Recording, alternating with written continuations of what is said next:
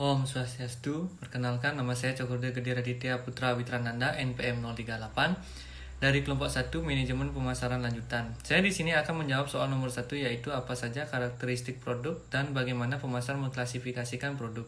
Menurut Philip Kotler, karakteristik produk dapat dibagi menjadi 5 dimensi utama, yaitu yang pertama ada kualitas, merujuk pada tingkat keunggulan atau kepuasan yang diberikan oleh produk dalam memenuhi kebutuhan atau keinginan konsumen.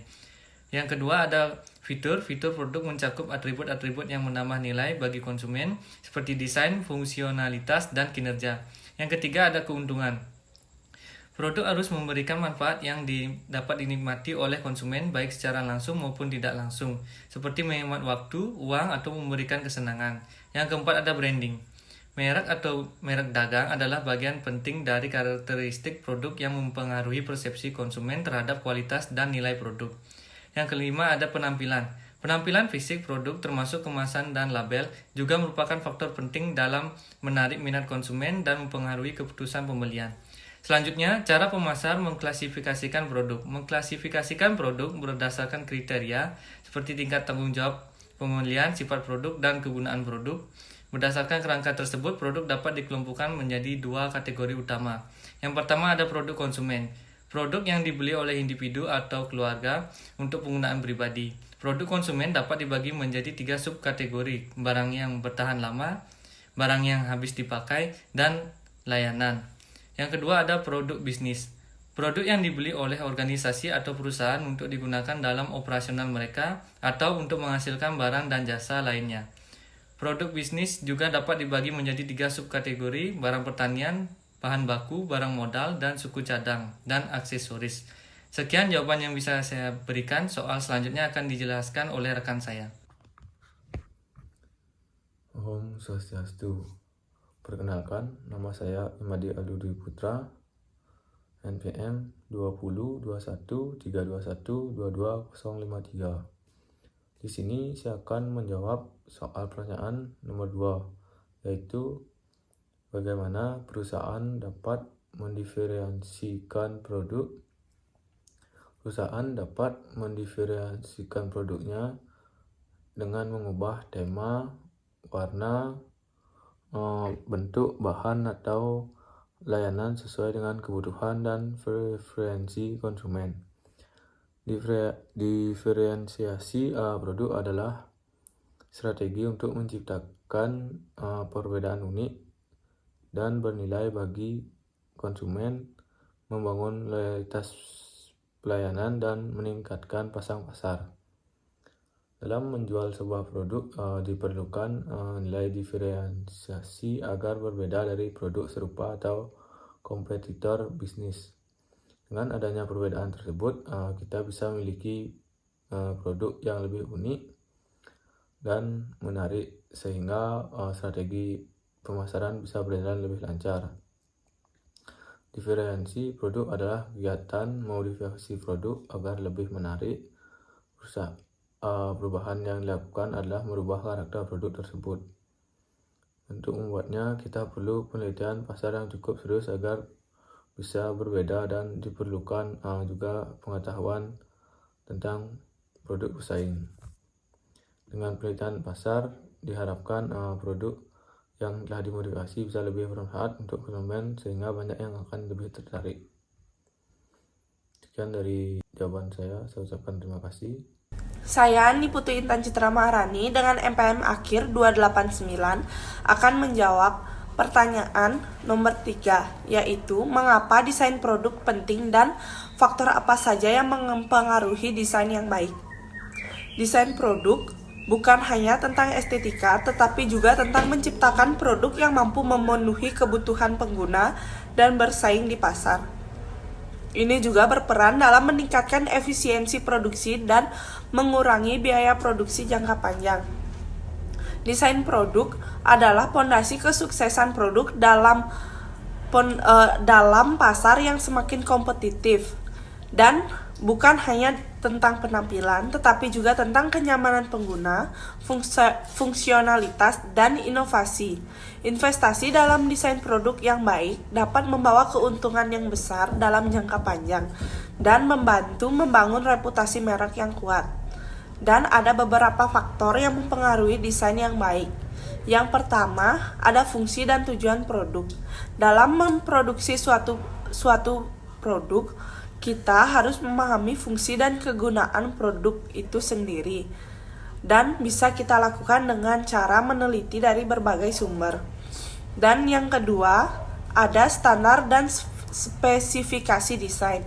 Standar dan spesifikasi desain akan bersinggungan dengan bagian-bagian produk, bahan dasar, dan pembuatan, warna desain, dan ukuran desain yang dibutuhkan. Misalnya, untuk desain baliho makanan, warna merah untuk sensasi pedas tentu lebih terlihat menggiurkan dibanding dengan warna kuning. Dan yang ketiga, tanggung jawab produk. Tanggung jawab produk adalah upaya yang ditawarkan oleh produsen untuk konsumen. Hal ini tentu saja menjadi faktor yang berpengaruh untuk desainnya. Misalkan, garansi 100% halal untuk makanan atau garansi kepuasan lainnya. Dan yang keempat, ada harga dan volume produk. Harga berkaitan dengan jumlah produk yang akan dibuat, sedangkan volume berkaitan dengan ukuran produk yang ditawarkan. Dan yang terakhir ada prototype produk. Prototype merupakan model untuk pertama yang bisa digunakan untuk menjadi sampel pembelian selanjutnya. Misalnya sampel untuk parfum atau body lotion atau sejenisnya, biasanya dengan ukuran sampel lebih kecil dibanding ukuran aslinya yang beredar di pasaran. Kenalkan, nama saya Ibtu Widianka Perbasuara, NPM 2021-321-2196. Saya akan menjawab pertanyaan nomor 4, yaitu bagaimana sebuah perusahaan dapat membangun dan mengelola baruan produknya dan lini produk. Dan jawabannya adalah perusahaan dapat membangun dan mengelola baruan produk dan lini produknya dengan memahami konsep-konsep sebagai berikut. Yaitu yang pertama, baruan produk atau produk mix. Baruan produk adalah kumpulan semua produk dan barang yang ditawarkan untuk dijual ke perusahaan dapat mengkombinasikan produk berdasarkan lebar, panjang, kedalaman, dan konsistensi. Yang kedua ada line produk atau produk line. Lini produk adalah kelompok produk di dalam kelas produk yang berhubungan erat karena mempunyai fungsi yang serupa, dijual kepada kelompok pelanggan yang sama, dipasarkan melalui gerai atau saluran yang sama, atau masuk dalam kisaran harga tertentu. Untuk membangun dan mengelola baruan produk dan lini produk, perusahaan dapat menggunakan strategi seperti, yaitu yang pertama adalah 1. Mengidentifikasikan keluarga produk atau produk family, adalah memahami kebutuhan dasar yang mendasari keberadaan keluarga produk. Dan yang kedua ada mengidentifikasikan kelas produk atau produk kelas, yaitu memahami fungsional tertentu yang kohoren dalam kelas produk. Dengan menggunakan strategi-strategi ini, perusahaan dapat membangun dan mengelola baruan produk dan lini produk yang efektif dan efisien. Sekian dari saya ucapkan terima kasih. Om Swastiastu. Perkenalkan, nama Sani Putu Heni Damayanti dengan nomor NPM 2021-321-21634 dari kelas E2 Manajemen. Jadi, saya di sini akan membacakan soal pertanyaan nomor 5. Bagaimana perusahaan dapat menggabungkan produk untuk menciptakan CO brand yang kuat? Jadi, menurut pendapat saya, menggabungkan produk untuk menciptakan CO branding yang kuat adalah strategi pemasaran yang bisa sangat efektif bagi perusahaan. Berikut adapun langkah-langkah yang dapat diambil untuk menciptakan CO branding yang kuat. Yang pertama itu, pilih mitra yang tepat. Yang kedua, definisikan tujuan bersama. Identifikasi keunggulan produk. Rancang produk gabungan. Tentukan strategi pemasaran. Komunikasikan nilai tambah. Lakukan peluncuran yang efektif. Dan yang terakhir itu, evaluasi dan pertahankan. Jadi, dengan demikian, Langkah-langkah tersebut dapat menciptakan CO branding yang kuat yang meningkatkan nilai dan daya tarik mereka di pasar. Jadi untuk yang selanjutnya itu pertanyaan nomor 6. Bagaimana perusahaan dapat menggunakan kemasan, pelabelan, garansi, dan jaminan sebagai alat pemasaran? Jadi menurut pendapat saya, perusahaan dapat menggunakan kemasan, pelabelan, jaminan, dan garansi sebagai alat pemasaran dengan berbagai tujuan.